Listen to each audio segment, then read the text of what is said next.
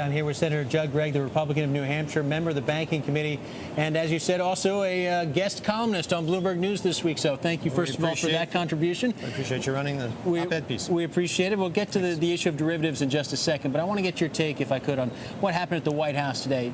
President Obama had a bicameral, bipartisan meeting, talk about regulatory reform, and your colleague, Senator McConnell, the Republican leader, left and said, essentially, we've got no deal here on regulatory reform. Are we headed for gridlock?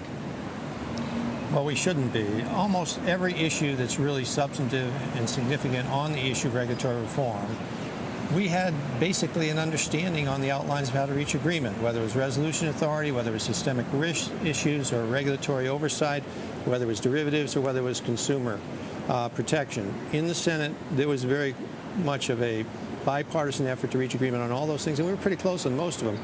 So there's no reason to have this departure.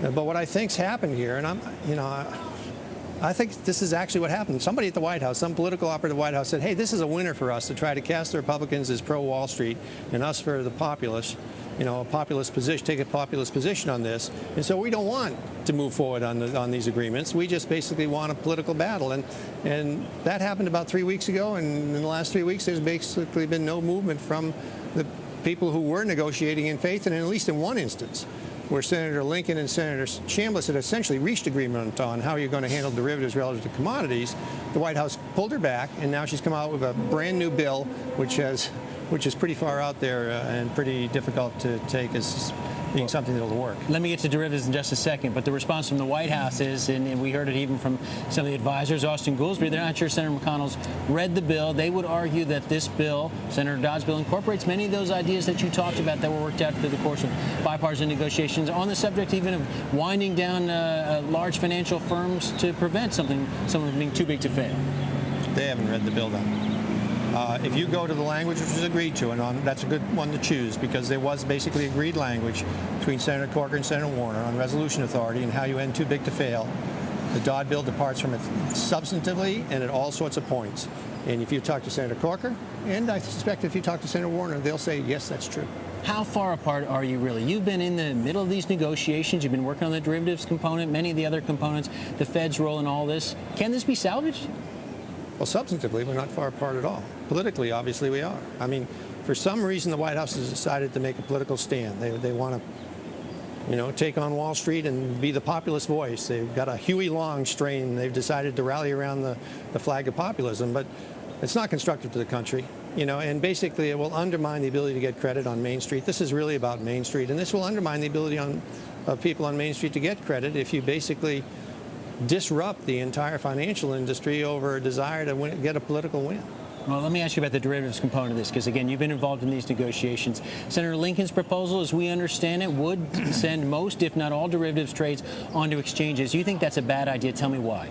Doesn't work. You can't put CDSs on exchanges because they're customized instruments. Everyone is a little different. Some are a lot different. And on an exchange, you've got to have something like a stock certificate of a company that's a known item, that you know exactly what it is, what its implications are. You can't do that and have a tradable event on something like CDS or a lot of other things that are derivative-based. And equally important, her bill suggests that essentially the banks that do derivatives are going to have to spin off their derivatives sections into separate freestanding entities, which isn't likely to happen, but if it did happen, it would probably create a lot of chaos in the marketplace. And remember, we're talking about a very liquid market here. People don't have to write these instruments in the United States. They can go to Singapore. And I'll tell you this, if the Lincoln language were to pass, the next day, a vast majority of the derivative activity in this country would be in Singapore or in London because people wouldn't put up with this because it's so, on its face, not functional. But the push for transparency, the argument is exchanges are the only way to guarantee that transparency. Can it be done short of an exchange on a clearinghouse or some other method? Absolutely. Absolutely. Senator Reid and I had worked out a very credible way to address what were the two issues that you should address on the derivatives question. One, reduction of systemic risk, and you do that by creating more transparency, more liquidity, more margin requirement, creating clearinghouses and getting most of your derivatives onto a clearinghouse platform where you've got something backing up the counterparties. And secondly, having a derivative system in this country that makes America the best place to get credit and to use derivatives to get credit and to create capital.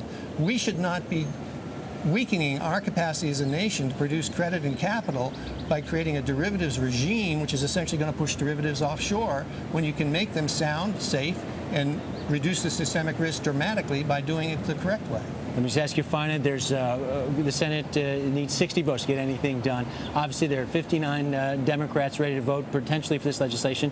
Is the president going to be able to pick off one of the Republicans? Are you all unified on this? Well, I certainly hope we are, and I hope some of the Democratic members will look at the Dodd bill, because really a lot of the Dodd bill was just placeholder, certainly on the derivatives language. I don't think he or anybody looking at the bill seriously thought that his derivatives language was going to be the final product here and was going to go across the Senate floor. So I would certainly hope that a lot of people would look at this and say, hey, we got to get back in the room and start negotiating seriously on this. Senator Judd Gregg of New Hampshire is always appreciated. Member of the Banking Committee.